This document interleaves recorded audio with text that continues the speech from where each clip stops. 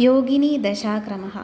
ज्योतिषे वयं योगिनीदशाक्रमः पश्यामश्चेत् क्रमः भवति मङ्गलः, पिङ्गलः, धान्या, भ्रामरी, भद्रिका, उल्का, सिद्धः, सङ्कटा इति। मङ्गलः भवति चन्द्रः, पिङ्गलः भवति सूर्यः, धान्या भवति गुरुः, भ्रामरी कुजः भवति, भद्रिका बुधः भवति, उल्का शनिः भवति, सिद्धः शुक्रः भवति, सङ्कटा राहुः भवति।